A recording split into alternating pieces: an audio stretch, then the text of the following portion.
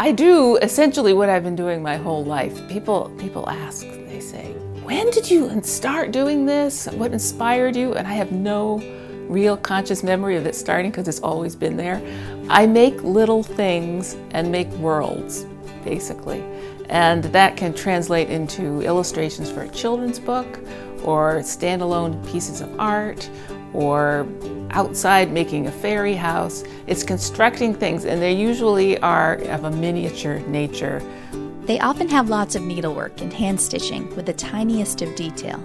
Salley has accumulated quite the following. Her figures sell out within a day on Etsy, and the community she's created online on her blog and social media accounts is quite active.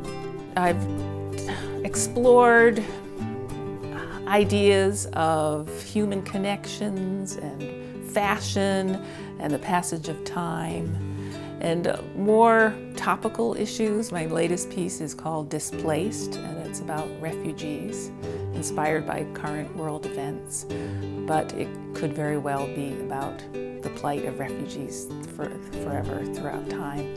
And I try to do things that are pretty universal, and I really like the idea of bringing in different cultures and different types of people from around the world.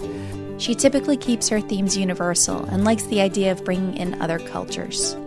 It's, even though I try not to kind of narrowly define what I do in the fiber art world, because I don't really feel like I'm part of the fiber art world. I don't even know where I feel like I'm part of.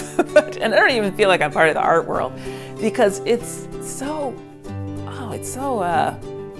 fraught with ideas about technique and what is art and what is craft. And since I'm working with needlework, that in itself is just a totally sort of it's in the category of women's work, and it's not really respected as art, I think.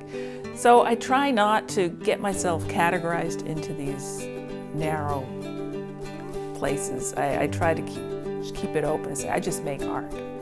Salley's had her work shown all around the country, and there's a good chance you saw some of her work at Highfield Hall's Fairy House exhibit, which she curated in 2013 and 2015. Yes, I think there's nothing like it. I get such satisfaction out of it. And I feel like it's sort of like I am in control of making a world. And it's not, and maybe it's the control thing is the important thing, I don't know what.